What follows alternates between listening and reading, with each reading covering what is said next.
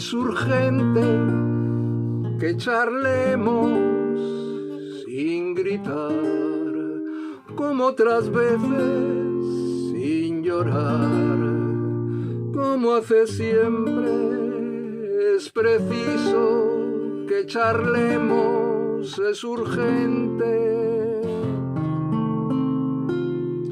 No improviso, lo he pensado muchas veces. Intentar salvar lo nuestro es luchar contra corriente. Ni te entiendo, ni me entiendes, y por eso te propongo separarnos, caminar en solitario. Te propongo separarnos, olvidarnos por un tiempo, y si un día comprendemos que ese amor que ahora dejamos era inmenso, regresamos.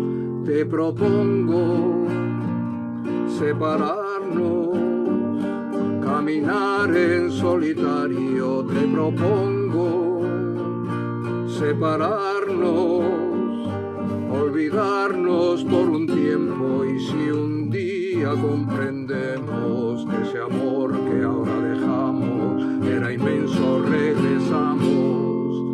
Es difícil, es amargo empezar ahora de nuevo y olvidar lo que dejamos, tantas cosas, tanta lucha, tanto sueño.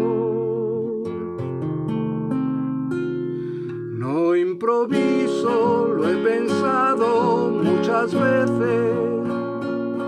Intentar salvar lo nuestro es luchar contra corriente. Ni te entiendo, ni me entiendes, y por eso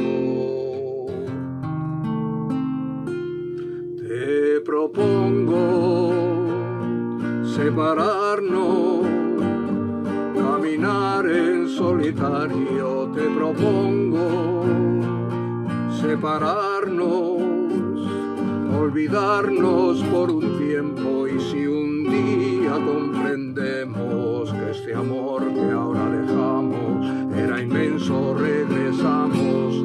Te propongo separarnos, caminar en solitario. Te propongo separarnos, olvidarnos por un tiempo, y si un día comprendemos que este amor que ahora dejamos era inmenso, regresamos. Te propongo